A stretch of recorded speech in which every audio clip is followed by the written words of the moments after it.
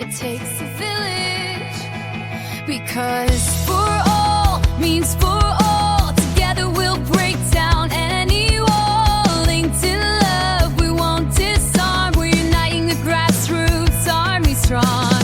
So press play, feel the spark. This is where the movement starts. It takes a village and we're the proof. Truth in action, raising the roof. It takes a village. It takes a village.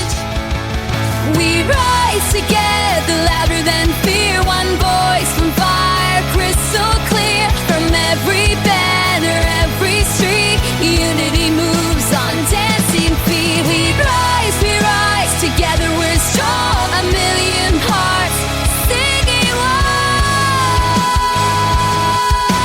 song.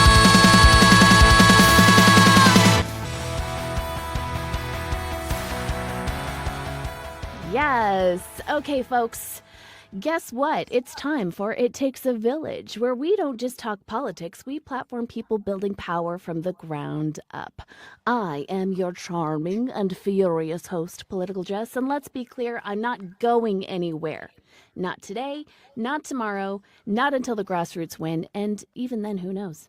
Speaking of tonight's guests, she hails from the fabulous state of Michigan, running for Congress in District 13. Is that right? Yes. Lucky 13. Please give a warm, rowdy, grassroots welcome to the incomparable Shelby Campbell. I love that you were doing this, because I do this all the time. I do it all the time. My husband gets really annoyed with me. He's like, "What are you doing that for?" And I'm like, I'm "Because cute. that's I'm what you do." Like, Yes. obviously, hello.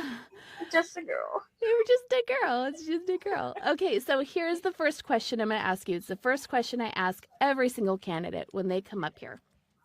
Okay, so you've heard of the straw that breaks the camel's back. We are not being hit with straws. We are being hit with a whole damn camel. The whole damn camel in the face repeatedly over and over. It's very fucking uncomfortable. Okay, so what was the camel that broke your back that inspired you to run? And can you tell us a little bit about the constituency in your community? All right. So it started last November. I think all women woke up in the middle of the night and we all just like had this gut feeling. And yeah, we were right. We were let down. The next day I went to work. I worked at a law firm, and the woman there was sad. The man there, he was an older man. He was like, "I am so sorry for my generation." He's like, "They just don't get it." You know, and he's an attorney, so they normally know a little bit because they're educated, but Right. not all of them, obviously. So they voted for him.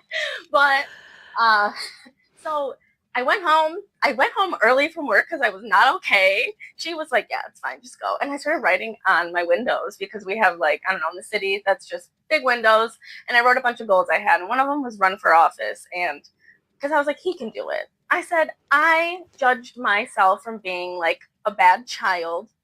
I haven't done like horrible things in my adult years. Like after my frontal lobe or everything developed after 25, I've been good. Like I got pregnant, so didn't drink, and I realized, we don't need to do that. But okay, that's a different thing. Sorry, just rambling. But so then I was in law school, and then that was just there's just too much with that right now, and I don't know exactly what I can say, and I'm on live, so I don't want to get in trouble.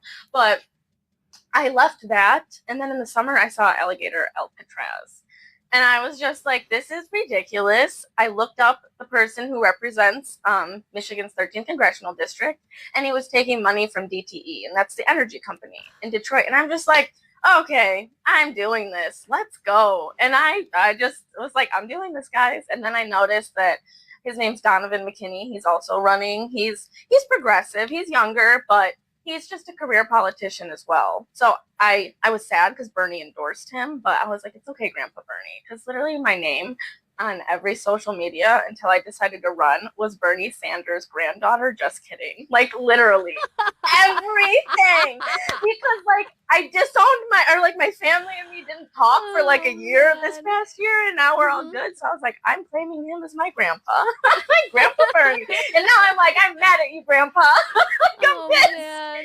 But you know, it's okay. I just want people to see like a true grassroots candidate, because he's not, and because he's already got like 400,000 like raised, and just has all these endorsements from career politicians. So, and like the constituents in my area are working class people.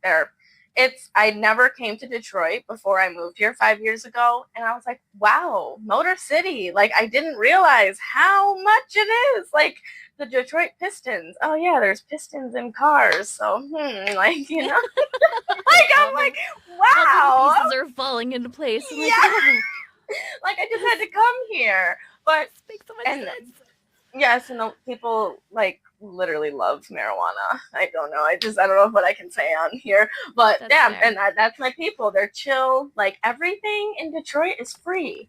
It's wild. Like not everything, but we have so many beautiful parks. Like we have the #1 river walk, and if you are not racist, you will like it here. But it's a culture shock to white people. Like I had never, ever, ever been the minority in my entire life. Like not in a bad way. Like I have white privilege. Like where I grew up, it was mostly white people. And I came here and I was like, would be the only white girl on the line at work. And I'm like, wow, this is wild. Like, I'm like, I see how like it can be uncomfortable because like you're just the minority. And so it was a very humbling experience, but like it helped me grow even more.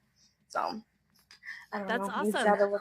Okay, is that good? I think that's awesome. I think that, and Detroit gets a lot of flack too, right? Like Detroit gets a whole lot of flack. There's a whole lot of people, especially in on the right side, not the right side of history kind of right, the right, like the red folks, the red pill folks, who believe that like Detroit and Chicago and all of these places are just cesspools, and they're wrong. They're so wrong.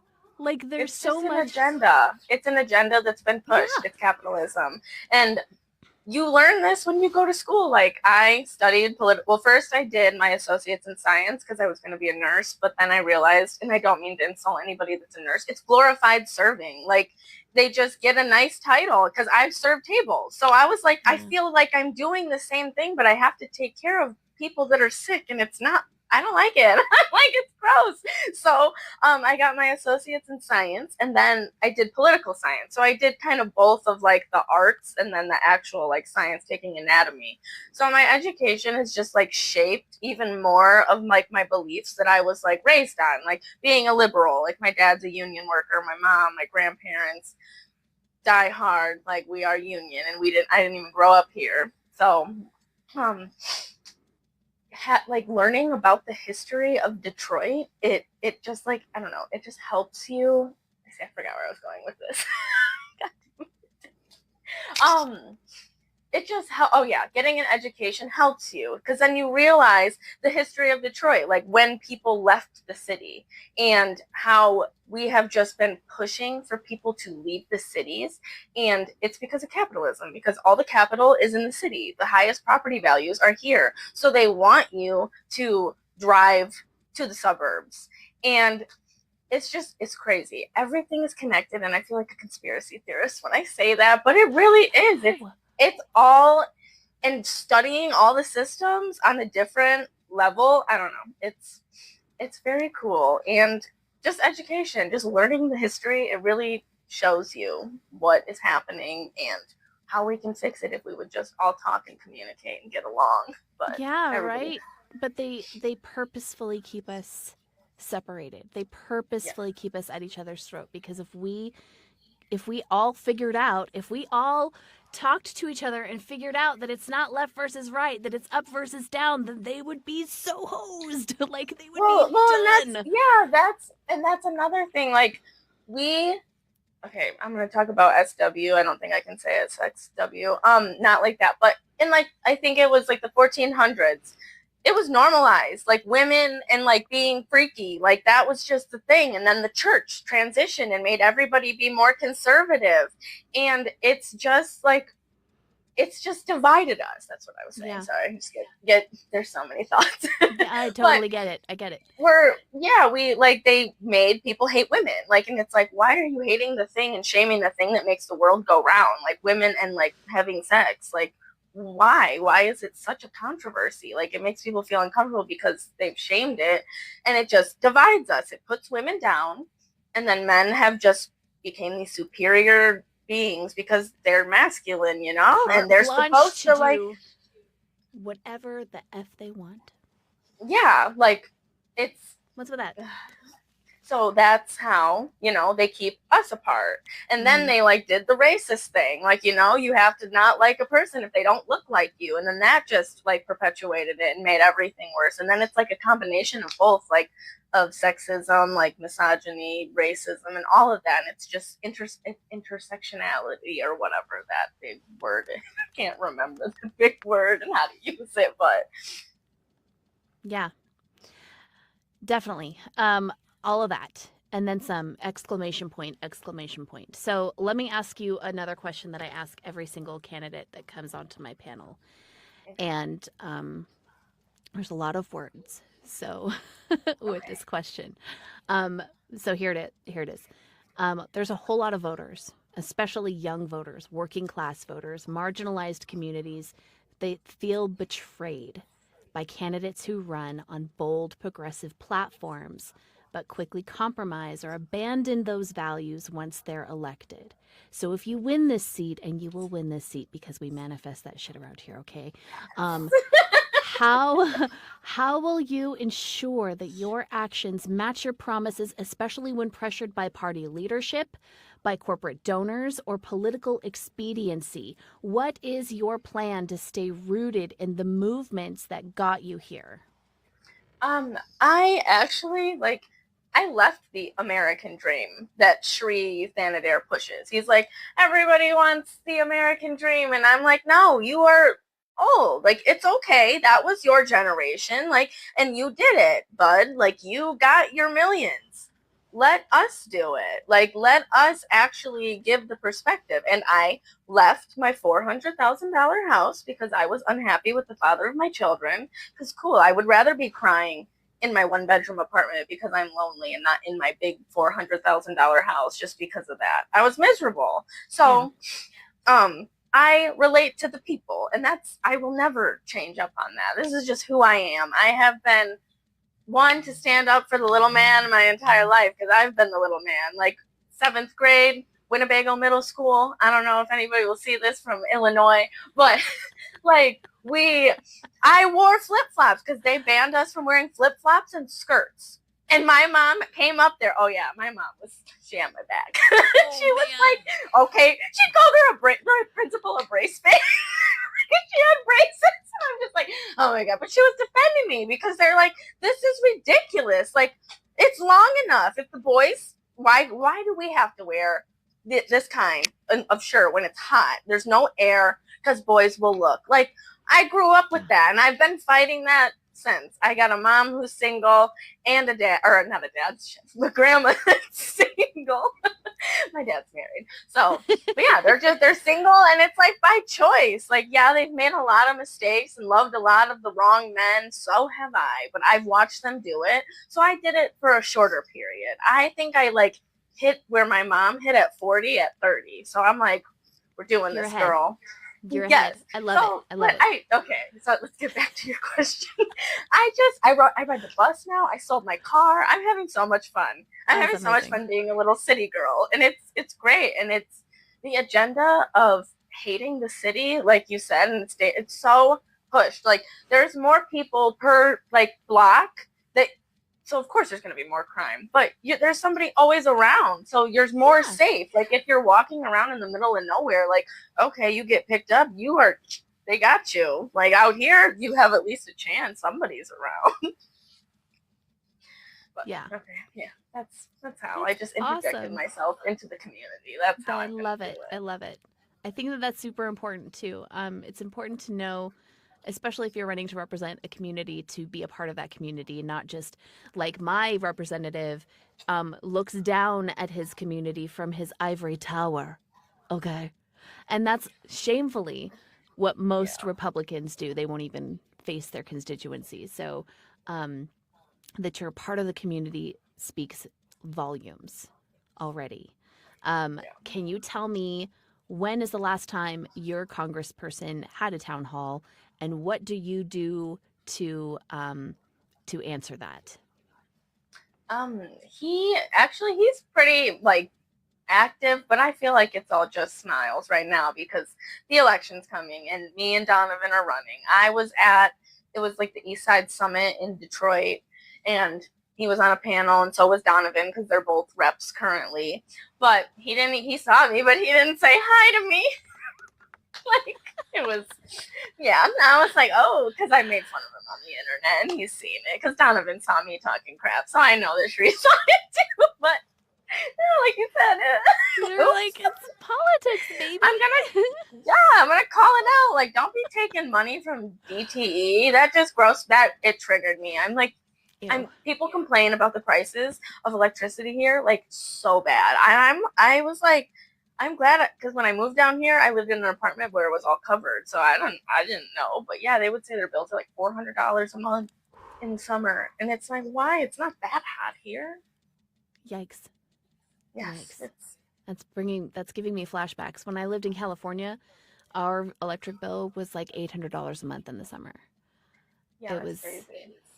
It was insane. It was absolutely crazy. I can't even imagine.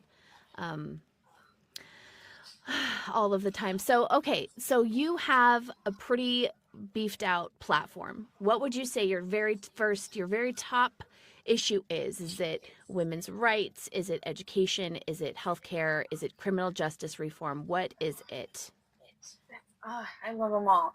But I think education, they're trying to dismantle the Department of Education right now and put it where they have, like I've said, after I went to college and I learned some stuff, I started analyzing it, and I'm like, a classroom is literally just teaching you how to be a factory worker. It's the same thing, because on the line, we would work from 6 a.m. to like 8, and then we would get a break from 8 to 8:20. It would be a bell, and then you'd have to run back. Like, it was the same thing. Yeah. So, crap, what was I saying about it? Oh my God. Education. Education. Yes. Education. See, and education. I'm like Harold and Kumar. No, I am too. Seriously, squirrel. Like, squirrel? Yes. What? I know, I get brain. passionate. I can't stay focused. Yeah. Oy vey. Oy vey. So, okay, yes. The education. We just need to not have them be little workers. Like, that is just sad that that's actually what they are doing to kids. They're not trying to teach them about emotional intelligence, about their bodies. We could deter teenage pregnancy just by teaching kids about how to get pregnant. I was so humbled. I was like, wow, you can only get pregnant like 6 days out of the month. I didn't know how ovulation worked, like, until I went to college. And, like, of course you learn about it, but not to the extent we should. We should be retaught that over and over. We should be taught about, like, public policy and just important things, teaching and emphasizing, like, you need to know your rights, because if you can read, you can figure out a lot of anything. Like, but people just don't know how to read, and they don't want to learn because they don't have time. Education is terrible. Yeah, it's really bad. In countries across the country, across the world, their education systems are way better than ours. We don't teach our kids how to manage their finances. We don't prepare them for adulthood. We teach them how to take a test.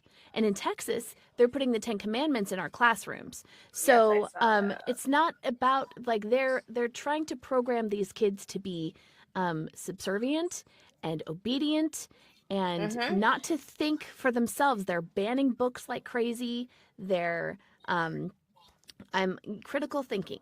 Yes, there's no critical thinking anymore, and it's terrible. It's terrible. So, yes, I told when they announced that they were putting and I hope that they don't do this in Michigan, but when they were putting the 10 Commandments in my kids' classroom, I told my daughter, So you're gonna wear like there's a shirt that I'm gonna get her that says "In a world full of Eves, be a Lilith," um, and like all like the Medusa shirt and the pentagram. Like I'm gonna make them clutch their pearls if they want to mess Yeah. with me. I went to church, and I hadn't been to church in a while, so I don't know, I went with this lady, and he talked about that, and he was like, because obviously religious man, very God, his pastor, so that's what they believe in. And I'm respectful, because I was reading and I was like, wow, this is just like school. You're going over a book and just having him like lecture on it and talk about it in a different perspective. But he talked about that, and there was like some scripture that he was going over, and he said, you shouldn't have to force people like to believe in God, and that's what they're doing. Like, we can never be a country that's like a God, like whatever country, because of things like that. That's being forceful. And I was like, okay. I'm like, I like this pastor, because he was like talking about the politics, but not being like, oh, believe in this. Like, he was just genuinely talking about it, and I loved it. I was like, yeah, it was. And he talked about how the only thing that they could get on Obama was like Obama's pastor like did something bad. And I don't know, it was a good time, because it wasn't what I thought church would be, because I hadn't been since probably, I don't even know, because I'm not a churchy girl. Me either. Does this microphone work? Yes, it's working great. Thank you so much for coming up to the panel. My advice is don't take my advice. You can call me Rebecca. Hi, Shelby. Hello. How So are you you? have questions for Shelby. I will receive. Well, no, I just wanted to come on first of all in support of you, Shelby.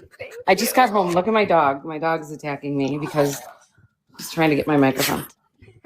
First of all, I grew up in the Metro Detroit area.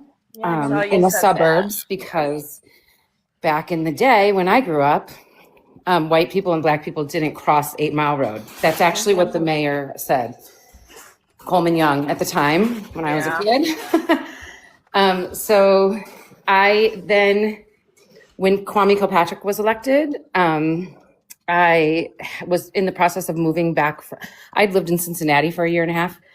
And I decided to buy in the city of Detroit, like I said, but near they called it Copper Canyon. So it used to be that if you were a police officer in the city of Detroit, you had to live in the community, but then everyone would buy right on the edge of Grosse Pointe. And so that's where I purchased a house in 2000, I think, and sold it in like 2005.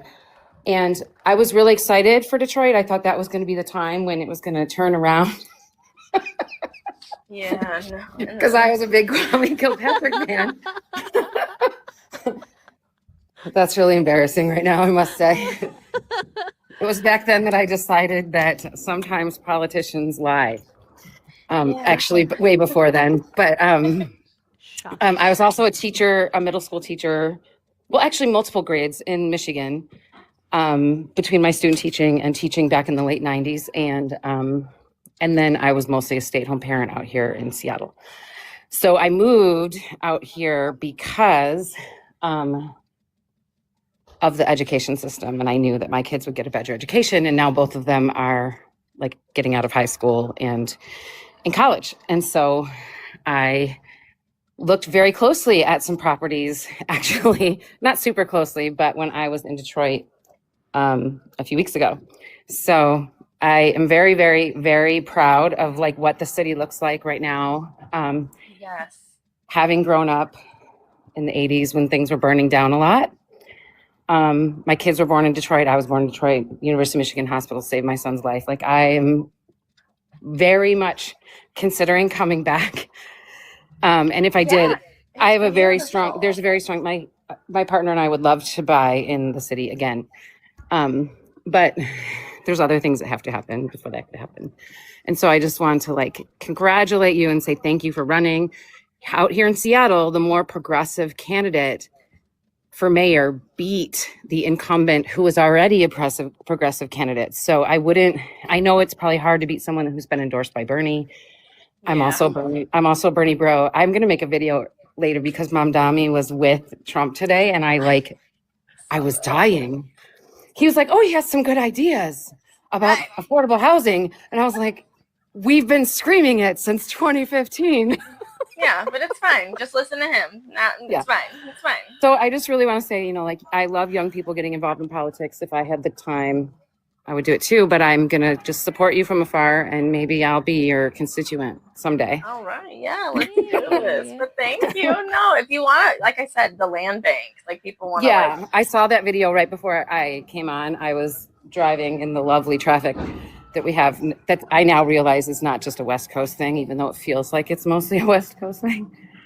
And I saw your video, so thank you for that. I will look into it. We have a cousin who bought years ago. I would say it's been 7 years now since he bought in the city. I'm making sure my cat doesn't sneak out of the house. It's very important. And they have, there she is. They have bees. They keep bees on their property, and it was the same concept. Like they had to sign a contract saying they would develop the house. They bought it for I don't even know. Okay, yeah. $1,000. I have no idea. I just know it was a similar. It's crazy. thing. Yeah, you get. And when we saw that starting to happen in the last 5 years with the gardening and all the art and just all of it, I was like, yeah, that's exactly what it's like, kind of where I live. Yeah, it's cool here. I really like it. It's like a community, and that they teach you that it's not. And I'm like, you have more of a community in the city than you do in the middle of nowhere. So in Seattle, the new mayor-elect rides the bus. She has 2 little kids. She's a barista at Starbucks. I mean, this is like what people want now is real working class. Awesome. Okay, that makes me feel so good because that's me. I'm just riding the bus. So just keep doing. And if it doesn't go your way, don't worry. Like, just keep doing what you're doing. My actually Congress rep in the House of Representatives is my former pediatrician. And she just, she wanted the ACA to not be taken away when Donald Trump was in his first term. And she went to our rep here and tried to talk to him, and he wouldn't talk to her. And so she ran, and now she's been my congresswoman since 2018. So it can happen. Exactly. Yeah, you just got to get pissed. You got to get pissed at something, and you're like, I'm doing this because this is ridiculous. I just want, and it's just genuine. Like, she just genuinely cared. When you want to do it, you can do it. Because she makes more money as a doctor. Like, she doesn't have to do it. And she probably won't forever. And you know what? I understand that there's some APAC money coming into her, and that's probably gonna potentially lose her seat, Yeah. So hopefully my microphone. Hopefully, can you still hear me? Yep, you're good. This is my first time using this microphone. It sounds great though. It sounds great. I'm over the age of 50, so these things are tricky for a mama. I hear you. So I'm just like Shelby, I'm just like a mom. Like, I know you're 30 or whatever age you said, but I am old enough to be your mama, and I'm cheering you on. And I love watching young people run for office. It's hugely important. That part. Awesome. My daughter is texting me and wants to call, so I'm gonna hang up. Okay. Thank you so much for popping up. I'm gonna drop you. Okay. Yeah, I've been listening the whole time, and I'll keep listening and watching your video. So thanks, Shelby. Bye. Thank you so much. Bye, you guys. Bye. She's great. So yes, that part about real people running for office. I need to ask you, how hard was it to run for office when you just decided that I've had enough of this shit? How hard was it for you to actually? It's a process. Like you have to read. Like, there's so much. I didn't have to report myself to the federal election committee or commission, FEC, yet because I didn't put in 5,000, but Ballotpedia wouldn't put my name on there, and I made a whole page because I was like, I'm doing this. I want my name out there. So I registered with them, and I did all the paperwork myself. And if you don't know how to read, like I said, I went to law school, so I know how to read legal documents fairly well now. A lawsuit doesn't scare me. Like, everybody else will have a panic attack reading a lawsuit. I'm like, give me this. This is so much fun. I'm like, whoa, drama. Oh my God, I love it. It's so much tea. But yeah. Love that. I love that. Yes. Do you want to talk about your recent adventure with the soup folks, or are you Oh, yeah, we allowed to can talk talk. about are you allowed Yeah, to talk about yeah. the recent adventure with the soup folks and what you're going to Oh, do with that information going forward? oh yeah, it was fine. I felt like a little lawyer. Like I trained to do that. I took litigation drafting in law school, and we're sitting there with attorneys every day, all day. And once you realize that, I'm like, this is so cool. This is a federal prosecutor. Like, they lock up the people that, like, FBI. I'm like, this is so cool. So I learned from her. And then I learned from this other woman who was like 70 or 80, and she was such a baddie. She had like a bob and like these sexy glasses and didn't wear a bra. And I was like, I love her. I'm like, God, I love her. But so they taught me, and I went through the breakup with my baby daddy while the baddie with the no bra was, I can't remember her name right now. It was such a traumatic time for me, but she's so awesome. But I went through a breakup, or I went through a really hard time while I was in her class. And she was so like woman power, because this one guy was being so mean, because we were partners and we were like writing a paper. I'm going off topic, but whatever. We were writing a paper together. Because it was like a 6-week class. So it was very crunched, and it's law school. So, but he was being such a jerk, and I was having so many family like problems in my house. And the email exchange, I just forwarded it to her. I was like, here you go. I was like, nope.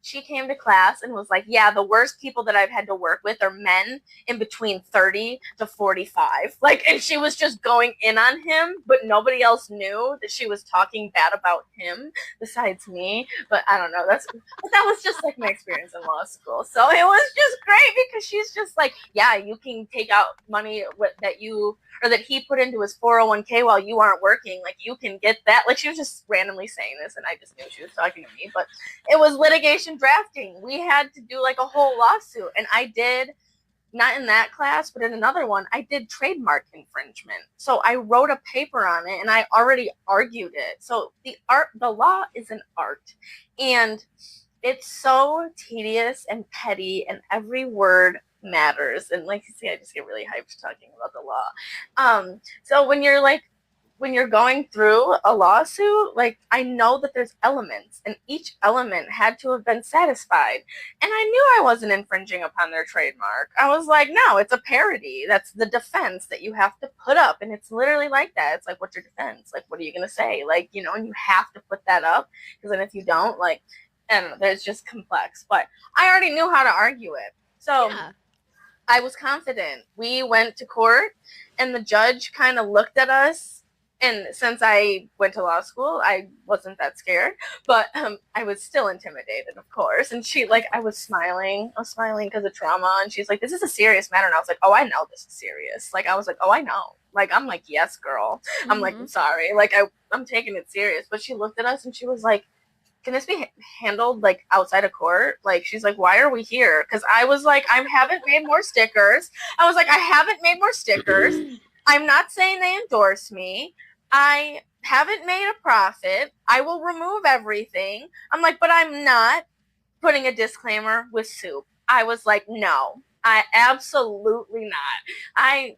That is my name, my nickname, my email. My mom had a license plate that said X Soup because she divorced my dad, and we're petty. I love that. I put it in my lawsuit. I was like, no, fuck no. It says 1997 on it. You're like, nope. And so they don't own soup. You can't own soup. So the judge was like, come on. But so, like I said, the defenses, they put up a defense, because this is the only good argument they had, that Shelby Campbell for Congress needed to be represented by a lawyer, because you have to have a lawyer represent a corporation or like a business, just some entity.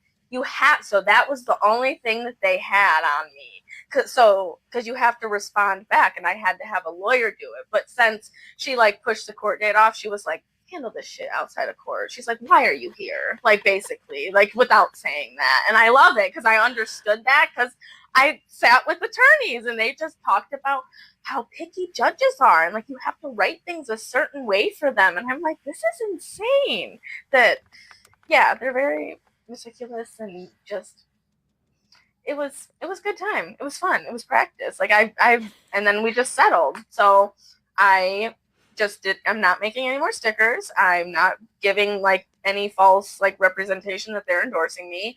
And originally they wanted me to say that I infringed. I had to like agree to that. And I was like, no, I am not. So they didn't make me do that and I didn't have to put a disclaimer. So we won. I got publicity. Like I was like, that's what I wanted. Like, come on, give me That the is so attention. funny. That And is it worked. I mean, I still think that you could make your stickers, just change the colors from red and white to blue and white and put whoop They ass have on the side.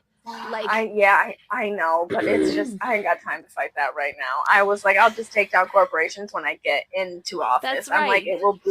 it will be my goal to make sure that when corporations are ruining waters in Ohio for like since 2018 and just now getting caught for it, they're not just gonna get a fine. Like, no, shut them down. I do not care if Campbell Soup has been around since 1897 or whatever, because that was in the lawsuit. It was, and then I went back on my ancestry and I figured out that my Campbell's name started before that. So I was like, let's go. So I was ready. You're like, we were here first. Yeah, We were here first. No way. I think that's fantastic, and they may have fucked up because you're obviously. I mean, I don't know if you're anything like me. I carry a grudge, and I mean, and you have to win the game if you want to change the rules. So, Yes. I mean, just take it all the way. Take it all the way, Shelby. Take it all Yes, the way. exactly. Congress, like that's why I'm going to Congress, because this one person tried to tell me that this isn't how education is. I was like, I have more of an education than 2/3 of Congress. I know I didn't complete law school, but 2/3 of them didn't even attend. That's right. And this person, they were like talking down to me, and I'm like, what the hell are you talking about? Like, I was still there learning. Like, I do know more than them. So, why couldn't I do it? You know, why can I not change the world? Like, Yeah. I am qualified. Like I said, more of an education than 2/3 of them. And they've never worked on the line. There's nobody. I don't think anyone in Congress has ever built a car. And I did that for 10 years. They probably don't even know. Yeah, they don't even know how much a gallon of milk costs these days. So, yeah. like, the hell. Well, we would produce like, I was in class and I'm like, we would produce 600 cars a shift. And that's one shift every day. There's 2-3 shifts. You know, and it's like, where is this all going? Money, capitalism. And they don't get it, and because it's just feeding their pockets. Because these corporations just give them breaks, and they don't know what's really going on inside those factories. Because the Department of Labor, there's arbitration clauses within a lot of employment things. So it doesn't actually go to the Department of Labor. It's handled outside of court in arbitration. So people don't actually know what is occurring. And that happens so much. And that's why, like I said, no more settlements. It's all interconnected. And I sound like a crazy person. Nope. We there's like a shortage of aluminum foil. So, you know, if we had some of that, we would be making hats right now. And it's fine. It's fine. KM in the chat wants to ask, what is your stance on term limits for Congress? I think, I don't want to say like term limits, but like just age. Like, I know it sounds discriminatory, but they do it for 25. Like, what? And it makes sense to me. Your brain's not developed until you're 25. But okay, you start declining, and we all know this. Like, get over it. Quit crying about it. You got older. Like, you lived your life. You rest. Chill. Like, you don't need to be in Congress, like, with the walker. Like, go chill. Like, what is wrong with you people? Like, literally. Like, you have all this money. Go relax on a damn beach. But they don't like their lives because they don't like probably what they've done in this world. So they don't want to live with themselves and just retire. So they just got to keep making all their money. But I'm here to, no, we got, yeah. So kind of term limits, age limits, damn it. We can discriminate. I'm fully with you there. I really think that if you can't fly a plane, then you shouldn't be flying the government. Yeah. And 65 is when they cut pilots off. So, okay. Yeah, that's all I'm saying. Yeah, exactly. Yeah. That's insane. Yes, age limits I think are very important, and there's a way to do it though too, where like you have people like Bernie Sanders and even Nancy Pelosi. I know that she's retiring. Thank goodness, love her to Yeah, pieces. but that's kind of who I was talking about because Yeah, she was I all mean most she, she was the most influential speaker of our time, but she should have retired 20 years ago. Maybe not 20 years ago, but damn close. I mean, just she and yeah, she did a lot to enrich herself in Congress. It was there's a lot to be said. Respect on her name, but asterisk as well. But I think that there's a way to do it where the elder people in office can offer mentorship to the young people coming in, because when you go to Congress, Shelby, you're not going to know how to govern. Like you're not going to know what the rules are. You're not going to know what to do, and that's what these people need to be there to do, to teach the younger generation and to pass the torch. So I think that there's still a use.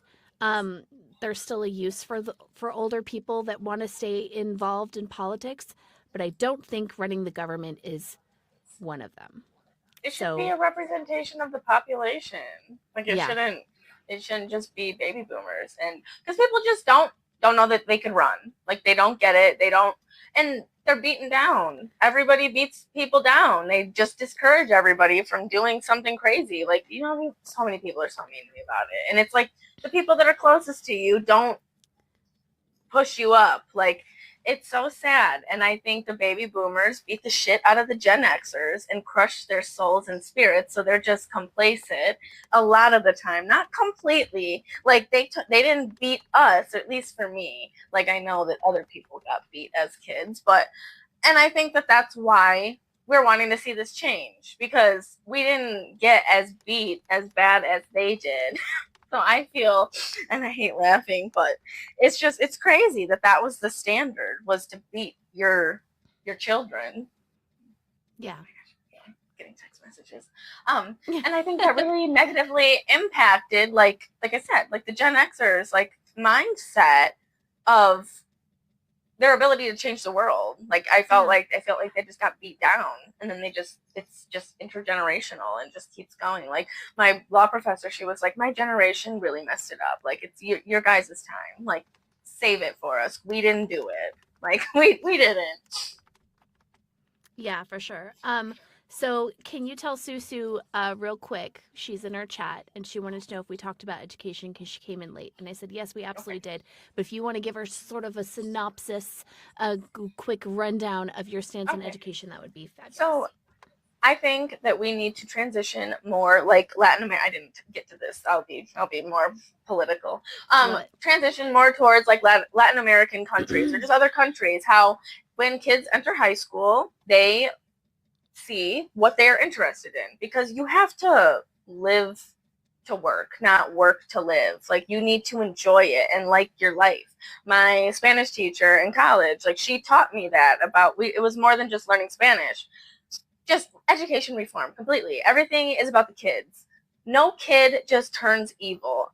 I was talking to my dad about this last night, and he agreed, because he was like, some kids are just bad when they have nice parents. And I'm like, yeah, but some adult hurt them. And he was like, okay, yes. And I was like, so it's always from an adult? And he was like, okay, great. Yeah, no, like not great, but he never thought about it like that. So I was like, kids matter the most, and that's who I'm here to protect. I was like, I'm not here to protect your guys' feelings. So education reform, yes. It's like, yeah, that's what I like the most, because it matters. Let me do a rapid fire real quick with you before we bring on our activist for the night. Let's talk about economic justice reform really quickly. Do you feel like it's appropriate to tax the rich, yes or no? Yes. Do you feel like Medicare for all should be a thing? Yeah. Do you feel like men and women should make exactly the same amount of money for the same job? Yeah. Do you think that women should have autonomy over their bodies in every single state, in every single county, in every single municipality in the country? Yes, it's ridiculous. Yes, it totally Men don't have to deal with that, so. Do you believe that the 10 Commandments should be posted in our educational systems? No, and by my pastor's stance, no. Like, no. And what I he love said. that, by the way. Do you think that our prison system is equitable? No, I hate it. It needs to be completely, yeah, it's awful. Do you It does no support good. federal legalization of the devil's lettuce? Yeah, oh yeah, it needs to happen because people are locked up while we're just profiting off of it in Michigan and having the time of our lives. Super Like, gross, right? Do you support climate and environmental justice? Yes, I don't eat meat because that's like the most contributor to like the harm on our planet. Awesome. And tell me really quickly, what is your plan to expand ballot access for the disabled, homeless, and formerly incarcerated voters in Michigan? I actually wanted to focus on the jails because they don't know that they can vote. Like in Texas, they actually can vote. So I'm sorry. Just That's fine. teaching them, educating. Like in Texas, you can vote if you're a felon. Like you just have to wait until you've actually served your sentence, I believe, in like probation. But my ex didn't know that, who lives in Texas. You know, he was like, I'm a felon, I can't do anything. So making public transportation necessary, because like you said, the elderly, disabled, how are they going to get there? We all need access to public transportation. I'm such an advocate for it now that I'm a bus girly. So if we just put more money into it so they can be on time, they would get to the polls. Oh, and making it a holiday every year. Like local elections are important too. It shouldn't just be federal where we get off. Like people don't get off work. I did because I worked at Chrysler, but not every year. It's a negotiated thing. Like, cool, it's a bank holiday, but that doesn't matter in the working world. So then they don't get to vote. So the working class doesn't get to vote because they don't get time off work. Yep, that's by design, but you gotta win the game if you want to change the rules. Susu asks really quickly, how do you feel about private prisons? I hate it. My uncle was in prison, and I remember him saying he made like 20 cents to like fold clothes and stuff. It's disgusting. I think it was Alabama, prisoners are literally denied parole, but allowed to go work in the DMV. They're too dangerous for society, but they can go work at the DMV. I'm like, what? And then in California, the firefighters, they only get paid. Yeah, it's disgusting. No, that needs to be reformed too. It pisses me off because, like I said, I have a unique perspective because I've just had so much shit in my life. Like my uncle died, he went to prison, so you know it's sad. But I'm not thankful because somebody like twisted my words. But if he wouldn't have lived the life he did, I would have been so much worse. Because my boyfriend, the one that I loved so much, that lives in Texas, he turned into a heroin addict. And I watched it happen. Like I was telling my uncle's daughter, she's like 18 now, that I believed my ex-boyfriend over my uncle when he was alive because my uncle was like, your boyfriend asked me for drugs. And I was like, no, he wouldn't. And I was like, he would never do that. Oh, and I hate it and I regret it. But it's okay. My uncle knew that I was just a dumbass in love. So hey, the stories we could swap some stories, man. Whoa. Yeah. Awesome. So thank you for that. Thank you for sharing that. Thank you for being vulnerable with us and sharing your story. It's super freaking important. If you don't mind, we're going to switch gears for a minute, and I would love to keep you on for a little bit while we chat with the Liberty Network to, learn about what they do. If you have any questions, just pop in at any time, but we're going to switch gears. It's about 7:20-ish. And it's time for Activist Alley, where polite politics goes to unalive and real power gets built. Tonight, we're spotlighting the Liberty Network, a crew with a mission so bold it makes business as usual look like a bad rerun. They're not here for empty seats at the table. They're here to flip the damn thing over, rebuild it, and invite the whole damn community to eat. So buckle up. This isn't a think tank. It's a do tank. Liberty Network is proof that when people organize with heart, grit, and a healthy dose of snark, Liberty stops being a slogan and starts being a movement. Welcome, Dylan. I appreciate you being here. So why don't you I'm grateful to be here. Tell us, first of all, okay, hang on. We got to do the thing. Amazing. Thank you so much for being here. So tell us, first of all, what the Liberty Network is about, how you got involved, and what was the camel that broke your back that inspired you to Okay. act? So the Liberty Network, I created to unite, educate, and mobilize, because I truly believe that lack of education and lack of trust in the government is the problem with our country, and we can't change it until we learn about how the system works and how it's failing all of us, but the root causes and how we got here so that we can make sure we actually change them. It started after, I think it was after the Super Bowl performance, when I realized how many people just like didn't understand the complexity of like Kendrick Lamar and like what he was trying to like explain, and people didn't know what 40 acres and a mule meant. Like there were just so many things, and I was just like, you know what, I'm gonna try it because right now. I had just started Prozac and Wellbutrin at the time, and the Lord was giving me energy like I had never had before. So I was like, I need to like put this into something. And so I actually wrote a bill. That's kind of how it started, called the People's Plan for America.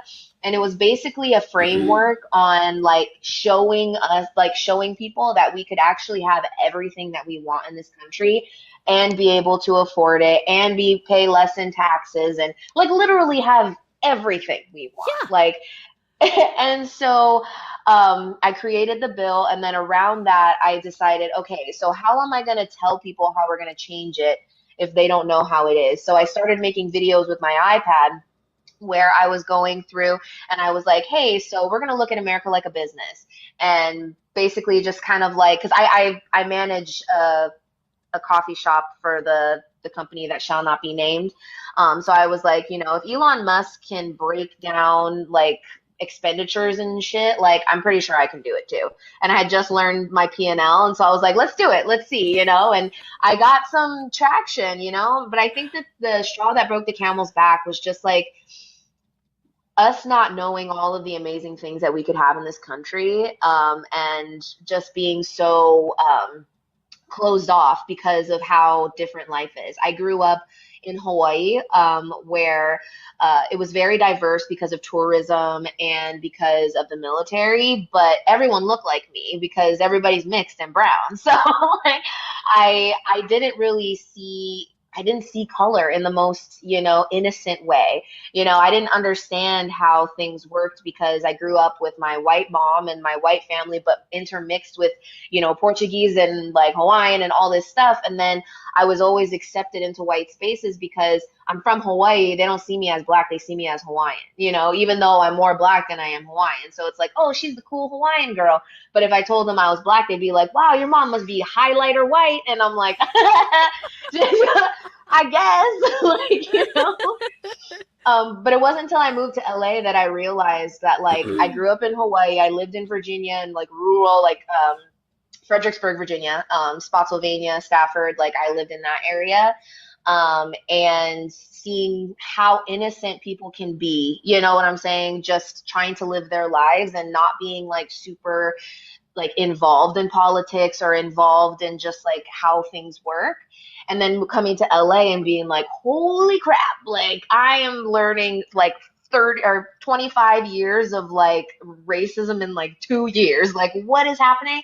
I actually had a conversation with a girl and one of my really close friends, and I was saying a lot of the like Republican talking points, and it wasn't until a few months later that I started seeing all the repeated like police, like unalivings and like all this stuff that I'm like, wow, like I'm forced to pay attention and I can't like it doesn't end. Like, and then COVID, like I was watching a reality show that didn't even take my life or anybody else's life into consideration. And we just had this traumatic event where we lost like 1 million people and we just went back to normal, like nothing happened, like we have to reevaluate life. And yeah, so that's kind of in a nutshell what why I started the Liberty Network, and just a tiny portion of like where we're going. So like you can ask me the next one because I've been rambling. So I'm a yapper. No, I can keep going. So. that totally makes sense. And I don't want to bum you guys out. I don't want to bum you out, but I worked in healthcare for 17 years, right? I wasn't on the front lines, but I was standing right behind the people that were on the front lines.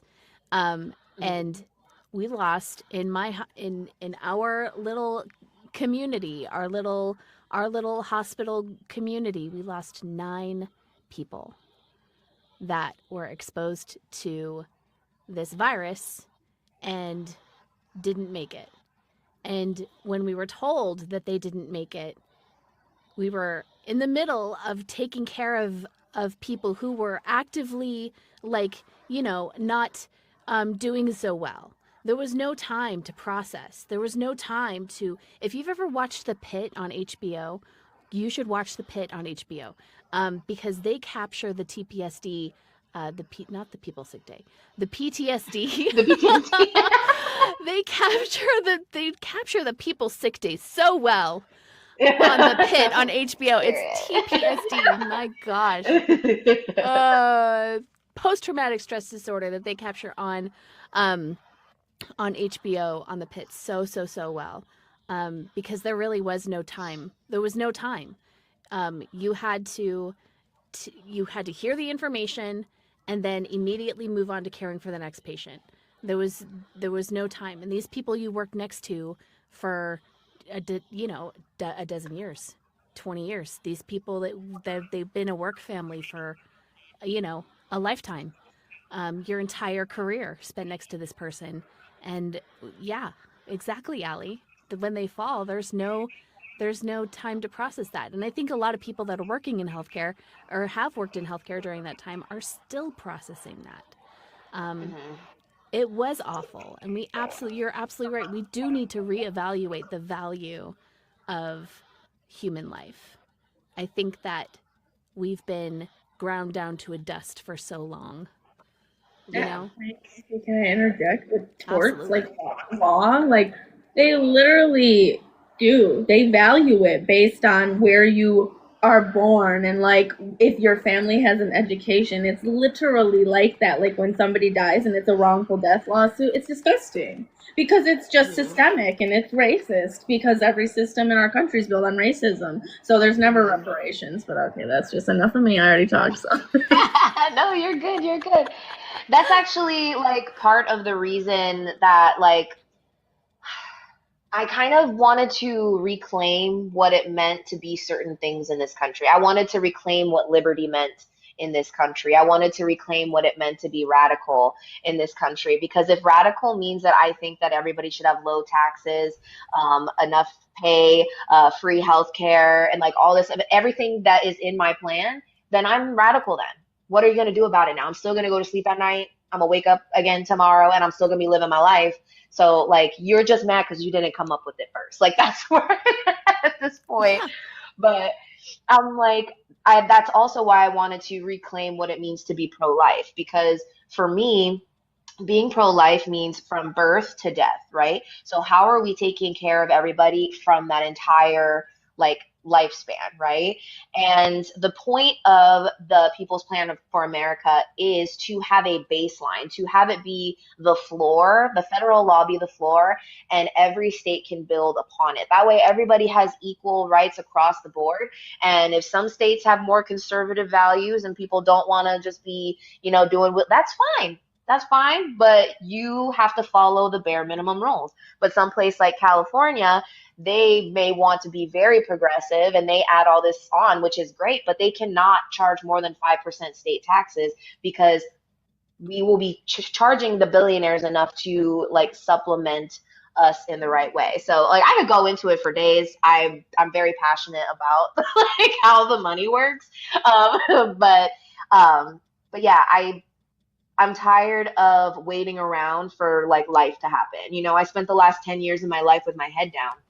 And then when the whole Mario's brother thing happened with the pew pew, right?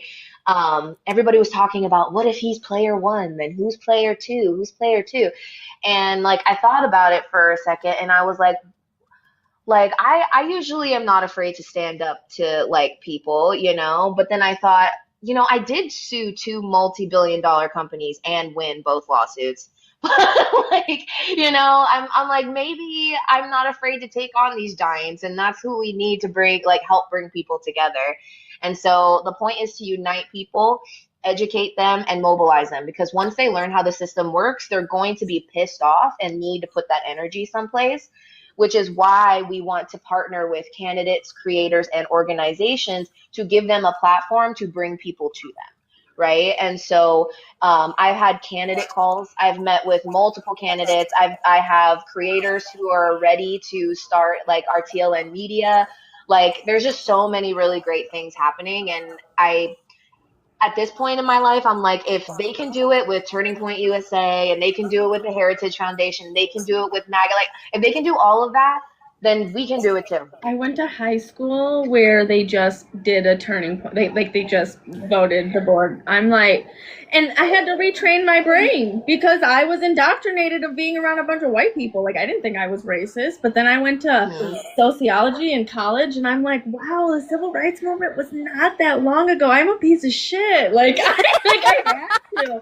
So there was this one kid I argued with on Twitter, Martez Davis. I will never forget because I'm so embarrassed by it, but I apologize. I was like, there's no such thing as white privilege. And oh my God, I apologized to him about it in like 2020 and like George Floyd thing, because I had just had a baby. I was radical. I was ready to go protest. I was like, we're going to change it. My baby daddy wouldn't let me. He's like, calm down. You literally feed the baby. Like, you cannot go. You are the milk. But but yeah, you have to retrain your brain because you are taught everything as a kid, and it's like slavery isn't bad, and there's all the like people in the South really learned that. So okay. Yeah, and it's okay. I love having the conversation. So you're chilling. Like I went to Lakeshore the other day, and I like made my inner child so happy. I'm gonna start making content that's more like explanatory of like how systems work, and I'm like, how do I, like visualize that? Like, how can people see it? I bought all 5 family block doll sets and the civil servant block doll set, so I could use them as like little markers to like show like hierarchies and stuff. But they asked me, they were like, who's this for? Who you buying this? I was like, it's for me. it's mine. My friend has her Brat dolls, and she's like, don't you dare call them Barbies. I was like, oh, it's fine. So, we're just all children. We all just want to be happy, and that being so serious. Like, exactly. Yeah. You're making it fun. It's just fun. It matters, so it's fun. Yes. My little girl asked me for an American doll for Christmas, for an American Girl doll for Christmas, and I don't know that she's gonna get one of those. I'm just saying. I don't think she's gonna get one of those. I mean, can't you make one in her likeness? It's probably more money. They're expensive. I only looked in catalogs when I was like 10. Yeah, I don't think my parents they had money, but they just didn't like me that much. Same girl, same. They don't know how to deal with me. Like, I am their mother now. They are scared of me. I was like the other day, I'm like, Mom, I'm the bitch of the family now, okay? I've taken the reign. I got this. I'm better now, like, at it than you are. I got it, girl.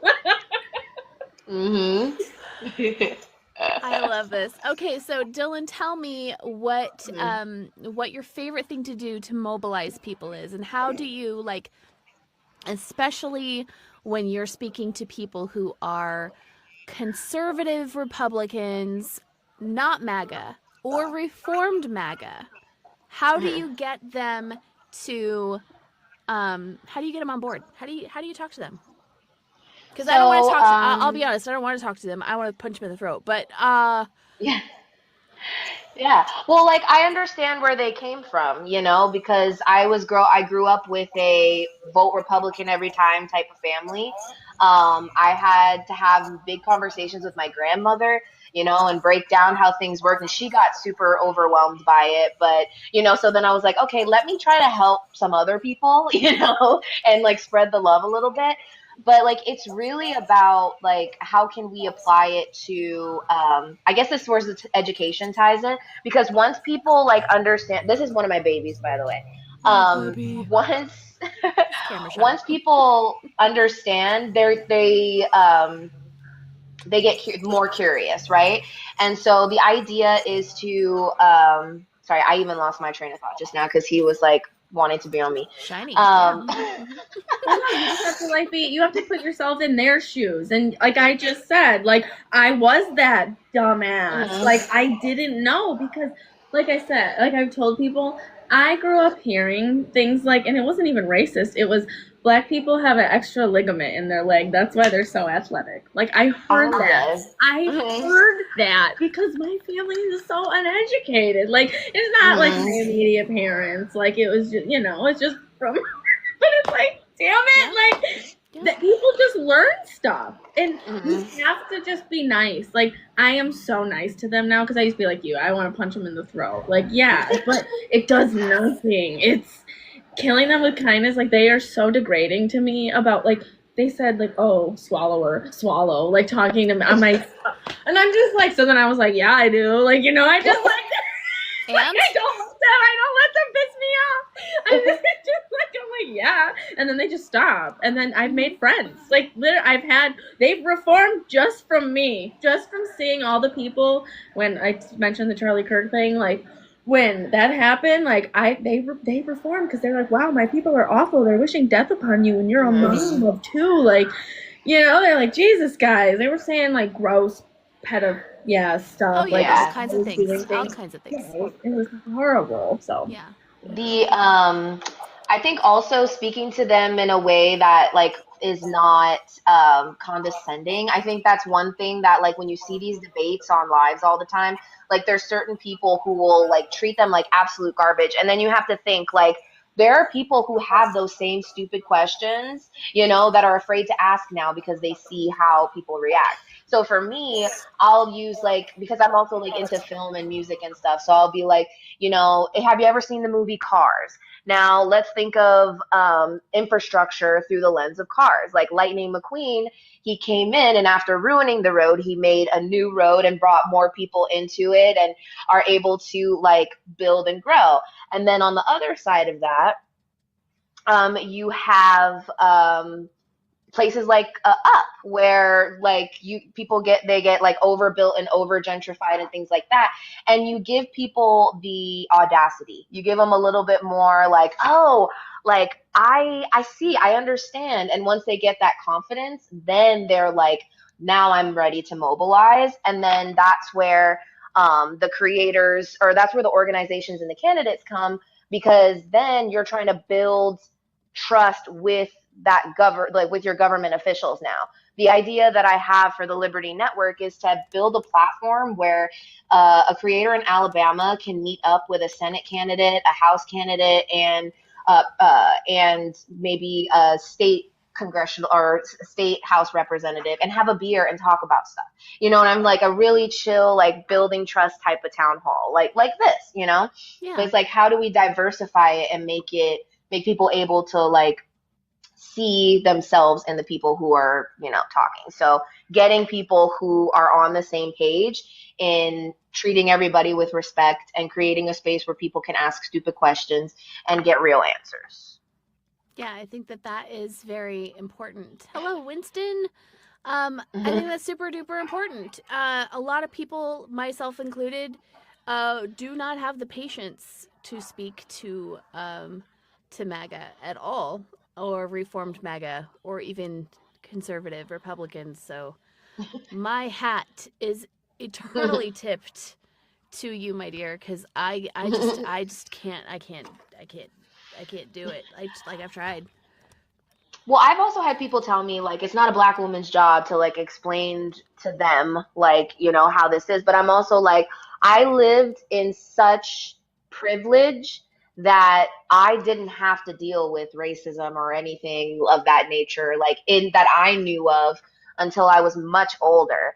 And so I'm like, I have years to make up for it. Like I can deal with them for a little bit and do my part, and like Yeah, I get toasted a lot, so that brings a lot of patience as well. I totally love that. I totally love that. Yes, I fully support that because, yeah, the alcohol industry is just ruining everything here. So, I Hmm. have two people who want to come up on the panel, so I'm gonna bring you both up because Of you both course. look like you're running for office, um, Mm. and I would love to chat with you guys. So, hello. Can you hear me, Winston? Yeah, can you hear me? Yes. Hello. How's it going? Peachy Keen Jellybean, how are you? All right. Hmm. Awesome. So I wanted to jump in because you talked about talking or having the patience to talk to MAGA or the opposition, Hmm. and what I've been picking up on lately is like honing in on logical fallacies Mm-hmm. in responses. So I noticed that a lot of the talking points from Fox and right-wing media, they're all based on logical fallacies: straw man, red herring, whataboutism, appeal to emotion, Hmm. And if you can make the other party that you're discussing something with understand what logical fallacies are, and you can kind of get an agreement that that's invalid debate, or that's dishonest, or Disingenuous. disingenuous Yeah. argumentation. Like once you can get past using logical fallacy, that's when you have a chance to actually get to discussing something with that person. Yeah, for sure. I actually had a conversation with a guy, like, because there's something that I find with even a lot of the things that the president says that I'm like, okay, somewhere in here there has to be a shred of truth. Like, there has to be like the root. So what is the root of this like crazy, thing that he's saying, right? And so I'll end up like kind of like narrowing it down. What I would think would be a logical, like, you know, Yeah. think something that would make somebody from, Texas that lives in a border town like afraid, like that would rile somebody up, right? And so, for instance, I was on a live with a guy, and he said, "Well, I don't think that I should have to pay for people's freebies." And I was like, "What do you mean freebies?" And he was like, "Well, they want to enact this thing here in North Carolina where we have to pay an extra like 1% tax for the transit system, and it would be free rides for everybody and like all this stuff. I don't feel like I should have to pay for that." And I said, "You know what? I don't think you should have to pay for that either." And he was like, "What?" And I was like, "Yeah, I think that states should be using their funds properly instead of trying to be fiscally responsible and hold on to stuff and for pet projects and hold on to all that tax money and put the burden on you. And then I Hmm. also think that we should tax the billionaires their fair share, because that would Correct. also offset that. And if we had representatives in office who voted for policies on our behalf that would force, money to go towards these things, you wouldn't have to pay for that." Right. And Right. Right. he was like, "Oh."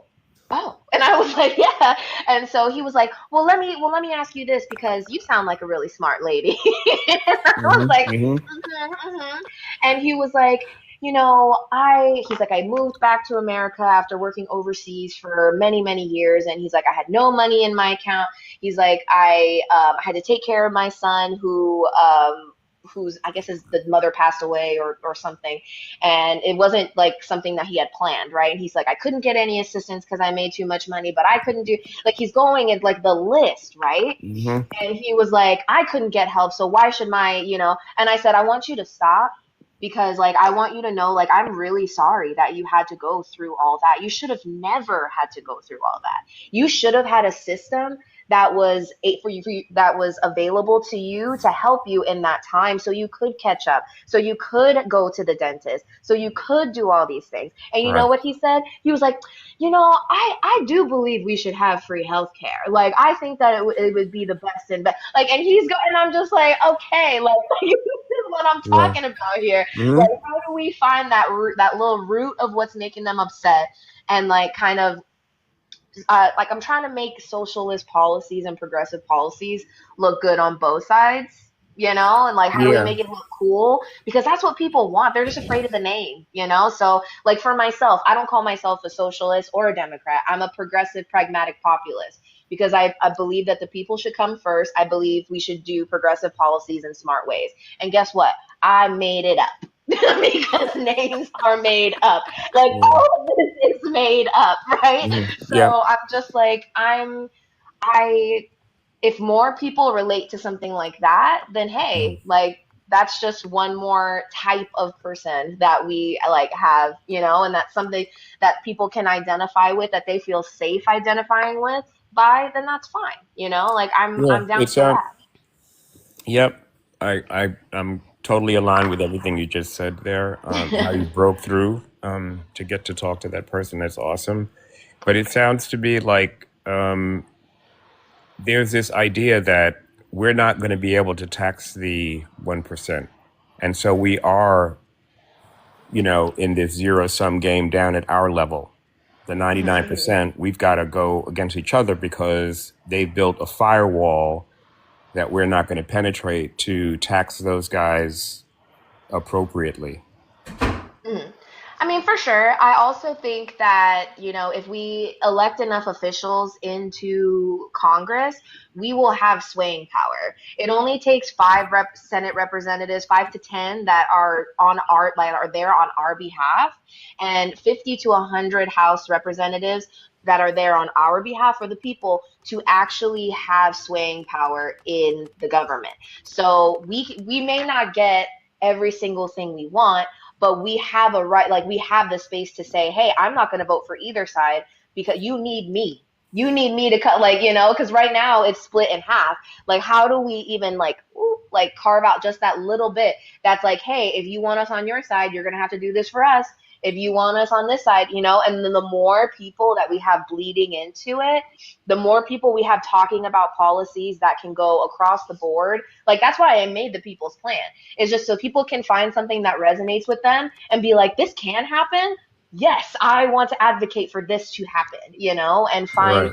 and find candidates who are aligned with the People's Plan that they can back in their area, that will vote on policies like this. And if we start Right. making loud noise about it, they're not going to be able to shut us up. But there has to be enough Right. of us. Right. So there's some education that needs to happen. And Mm-hmm. yep, you do need the numbers. And what I've been pushing is FDR 2.0 and Mm-hmm.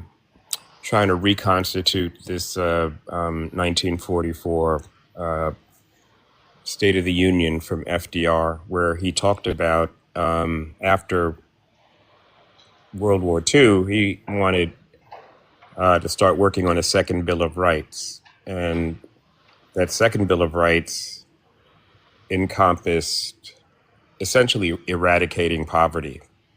Mm-hmm. If you wanted to just put it in shorthand. So demand side economics, where you're basically you're putting money in the hands of U.S. citizens, and there's a minimum amount of money that's going to every citizen. If you want to do that, if you want to extend that program today and complete that vision, it's $50,000. You have to administer it state and county wide, but $50,000 in the hands of every U.S. citizen adult is achievable by taxing the 1% in corporations. Yep. So, like, in my plan, I actually have a tax structure for corporations where they are taxed at 50%. And the more benefits they give us, the less taxes they like, the more like tax incentives that they get, right? So they will not ever go lower than the highest earning, like regular average person. So it caps at 27%. So they would never pay less than 27% in taxes. And for the thing is though that this whole plan is on a timeline because it's very specific to how the money will be used. So there will be imposed an extra 2% wealth tax on anyone making over $500 million. And that will be in effect for 20 years to pay off towards the deficit, because I believe that that is their loan that they got from us, the people, and they need to pay that back. So like all of that is in this legislation, and like that's the part that is like really cool about the People's Plan that you can actually see on my website is it's broken down even to how we're going to pay for it. And the programs that we have in there don't cost any more than what we already pay or are supposed to pay for our programs. We are just making up the difference in funds from, because right now we only bring forward like $4.7 trillion, and that they want to cut it for the deficit, right? And so we can bring in 8.2 trillion if we just taxed everybody appropriately, and then sit on top of that surplus. So I actually what we're creating with TLN Media is bringing the ability to broadcast across multiple platforms, across multiple accounts. So somebody like, let's say It Takes a Village, they would become aligned with us. We would have a producer with them, and they would have the ability to stream on the Liberty Network, the Liberty Network HQ backup account, the Liberty Network YouTube, the Liberty Network Twitch, and all of their accounts as well at the same time. So that's like 10 different platforms that you can all do at the same time, because part of the problem is our communities live on TikTok. I live in a world where nobody knows what is going on, and my team is constantly asking me, right? And so I'm like, how do we reach people who are not on TikTok? And I think that's the best way, as well as we're going to be creating a radio app where it's going to be TikTok meets radio, and you'll have your favorite songs flowing, and then your favorite creators who are doing their podcasts or doing their radio shows. And that's what makes this, that's what makes this so important. And so like, it also gives, thank you for that, Thor's hammer. I've never seen that before. Thank you. So with that, like I'm also trying to start a candidate cohort. I've talked with a couple candidates already about it, and basically with my history with like, I know people in LA and in the film and industry, and people who have worked with Marion Cotillard and Will Smith and like big names who are willing to come and do one-on-ones with candidates so that they can get their stage presence, so they can get their confidence, they can learn how to be on camera and learn how to debate in a way that is right for them, you know? And so it's like, how do we bring all of that together and give you guys a space to be able to speak, you know what I mean, on TLN radio, and having these town halls and building that community with people right there, because that's where the trust is. If I feel like I can have a beer with you, you know, that's how I know I'm going to want to vote for you. Right. And we don't need billions and millions of dollars of advertisement if we are working together for a people powered media like empire. You know what I'm saying? Yeah. So your tax program is has some overlap with mine, which goes after some 45 years of Reaganomics clawback, you know? So there's, you know, I have on my website, I have an FDR tab, and that's where I lay out the tax program. But we also have some overlap in, I guess, in broad appeal, except that I created something called Open Source Candidate, which is it's not intended to be a party, but it's to lay out 4 pillars having to do with zero donation and zero donor campaigning. Mhm. So I know that this is a little bit of a turnoff for some candidates in that they do want to fundraise. But I arrived at this strategy through looking at how much money is available on the extreme right, right? So they have the majority of political dollars to throw at politics, to throw at influencers, to throw at political infrastructure. So the arms race for dollars spent on politics has already been won by the extreme right, the fascists, the oligarchs, however you want to label them. Mhm. The only way to actually neutralize them is through what Mamdani did, which is going to be rare. That's going to be the exception, not the norm. But the other way to do it is mathematically just zero out campaigning and create a movement where moneyed candidates are tainted in the minds of the electorate. And money is the enemy. Never mind that there's this movement to create this idea of clean money versus dirty money, PAC money, corporate money, individual donors. It may take a few cycles, but this idea that you can try to educate the public that there's clean money and dirty money, this is not sustainable because you already have APAC telling their donors, our brand is damaged, don't donate to us, donate directly to the politics or the politicians that we wink and nod for you to donate to. So that there's through what APAC is doing, that can be replicated across all sorts of political organizations on the right that don't want a progressive agenda to succeed. And the average voter, it does not have the the financial forensic capability to ferret out dirty money at the individual level. So that's why I started this zero donor, zero donation movement, which is not going to appeal to folks, especially in organizing, because in organizing you actually really do need money. Grassroots organizing can thrive on money, but it's just not going to be able to overcome right-wing fascist oligarch money.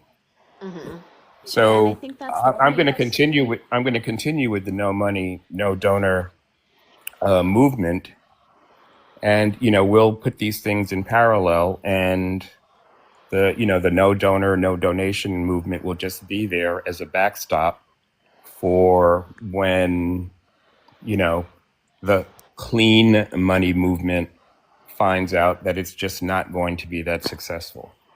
I think it's already starting though. A lot of people, like, when they hear that a candidate takes APAC money, they kind of like wrinkle their nose a little bit, or like corporate PAC money. Or did you say Verizon is donating to No, a campaign? I already, Yeah. we're saying the same thing that Yes, I'm agreeing with you. APAC is basically saying don't donate to APAC, donate directly. Yeah. So they're basically saying mask the money, hide it. Do not put our brand on the dollars. So they're trying to take their dirty money and make it appear as clean money. And that's what's going to cause yet another cycle or several cycles of pinning your hopes to a candidate. And then you're going to find out later from, some investigative journalists that, yes, they're taking money not from APAC, but from APAC aligned individuals who would have normally given to APAC. You have to win the game if you want to change the rules. And there will be absolutely no progressive future for the United States as long as Citizens United stands. That has to go. It has to go. There's It, no it has to there's go, no but wiggle room. I understand it has to go. So we need that critical mass in Congress to move that.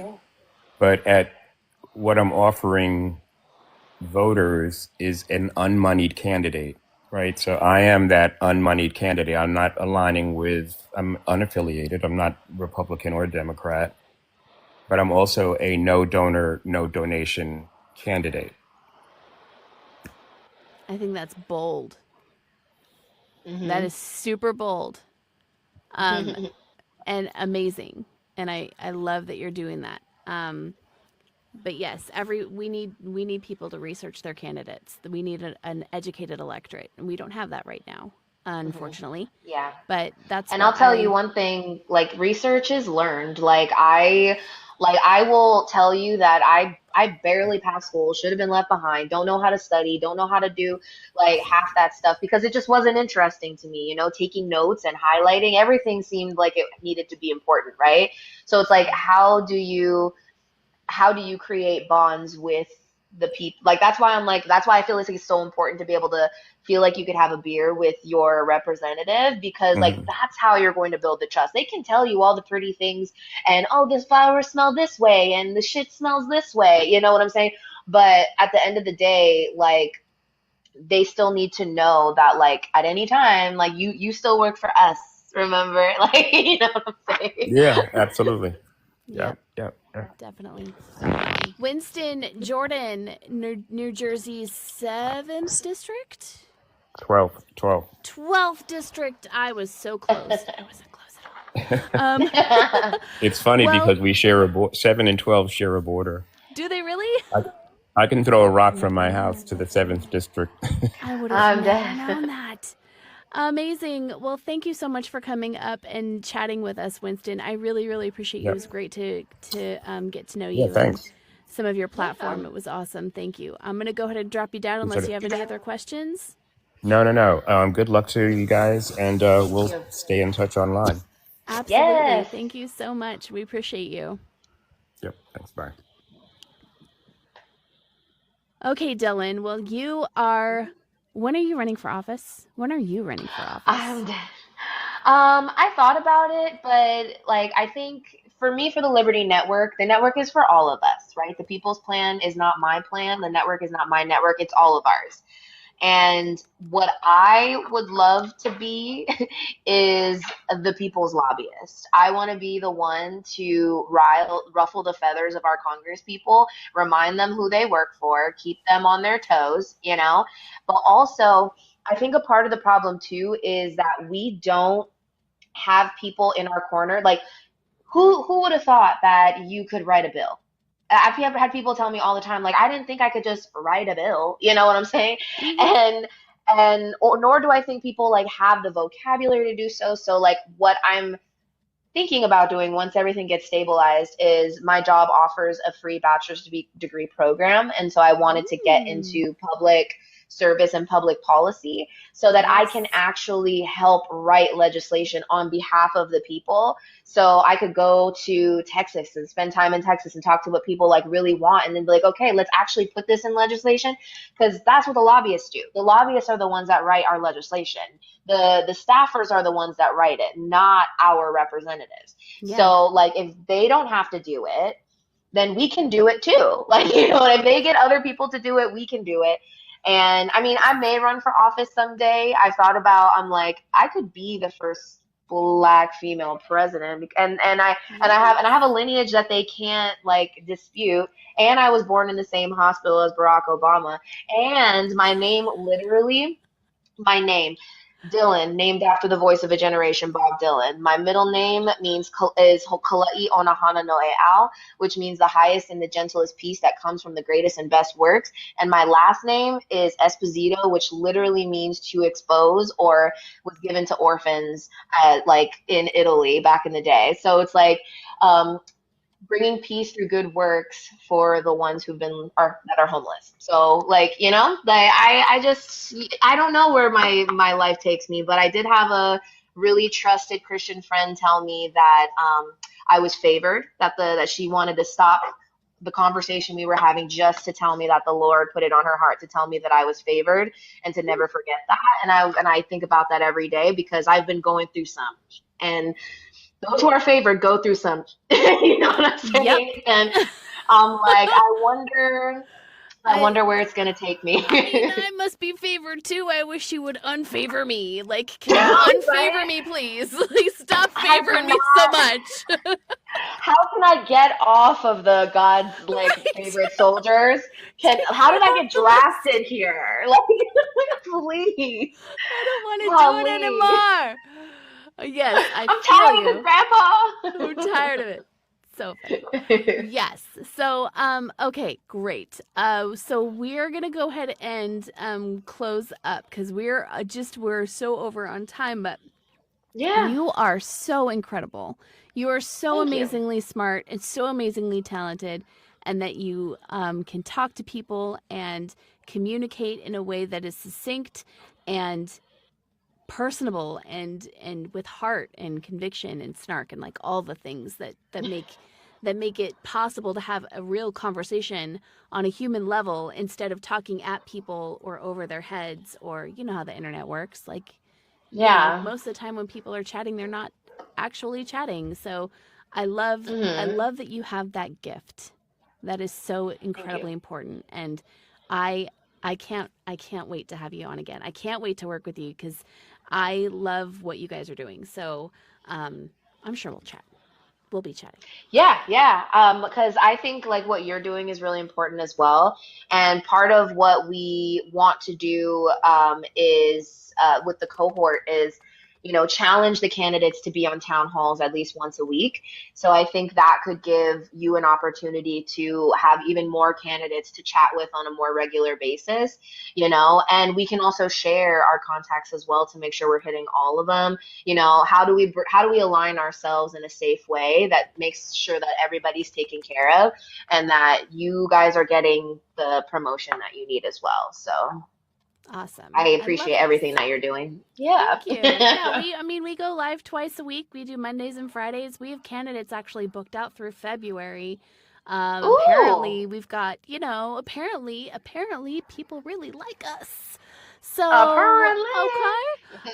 Kayla down there working her ass off. If you guys are not following Kayla, please go do that right now.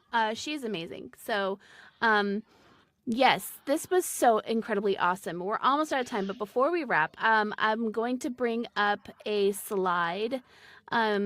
Kim, if you want to, because I know Shelby had to go. This is all of your information, Dylan, for the Liberty Network. Please go follow them, you guys. They're doing such amazing work to progress progressives. Okay, we need progressive ideals. We got to change the trajectory of what's going on right now. Fascism doesn't really fit us. It's not a good color, and we have to be the change we want to see. So check out the Liberty Network. Okay, if you can't find any helpers, be one.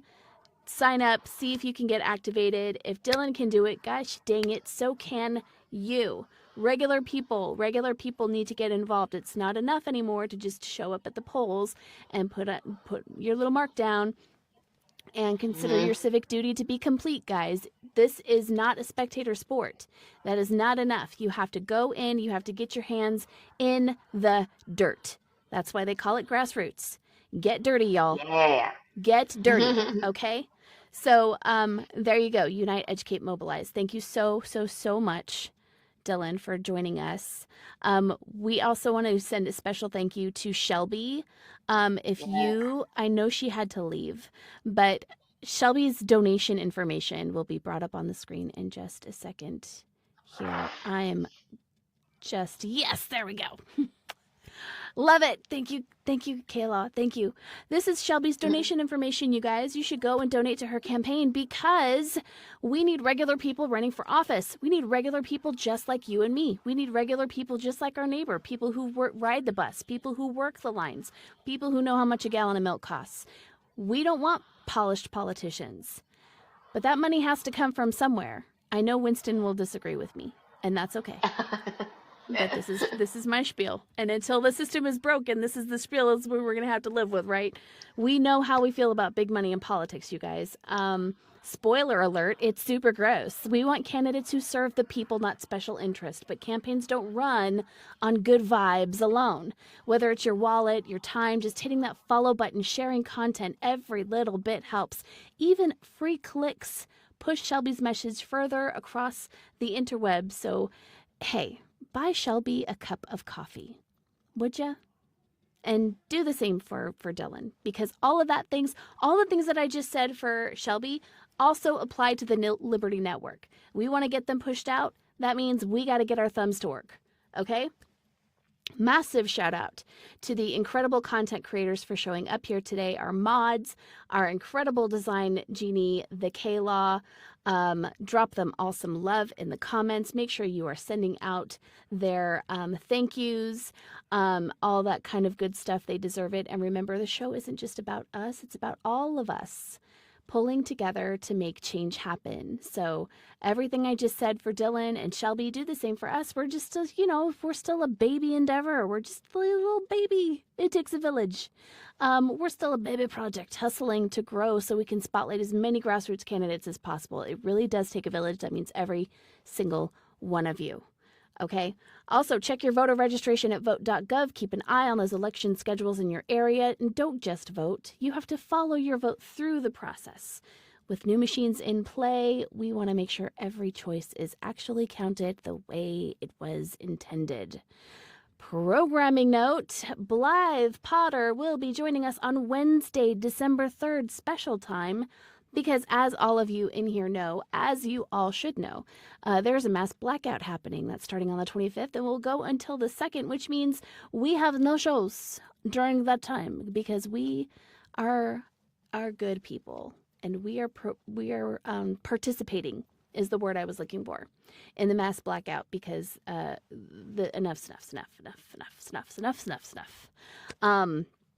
So she will be joining us on December 3rd at a special time. That's 1:30 Eastern. We're going to sit down with Blythe Potter for Indiana to talk to her about her campaign to flip tables in her state, her journey, and her drive to bring progressive politics to Indianapolis. Be sure to follow us on Apple, Substack, the Gram, the Tube of You. And if I could make a short little, and support small blue businesses, go to thelittlebluecart.com to figure out how you can support blue businesses, please, and protest with your dollars. Very, very, very important. Be sure to follow us. We'd absolutely love it if you could slide over to wherever you catch you podcasts and leave us a review. It helps us get more eyes on our content, more ears on these voices. And hey, do you guys like this cup? Do you like this cup? This cup is amazing. This is part of our merch. You should check out our showcase if you want really funny, awesome merch like this. We got stickers and sweatshirts and all kinds of things. And all the proceeds go towards helping these grassroots efforts. Which is definitely needed right now. The midterms, Sin, are going to be the biggest blue wave in our country's history. And I cannot wait to see it. So, yes, not your merch. Make sure that you are supporting them as well. Independent, Latina, women-owned business. They make loud, amazing stuff for you to wear on your chest and give you the bold strength to tell your MAGA neighbors where they can stuff it. And it's fabulous. We will be off on Monday in observance of the mass blackout, even though it doesn't start yet. We're kind of gearing up for Thanksgiving. So I hope you all have a wonderful, wonderful Thanksgiving.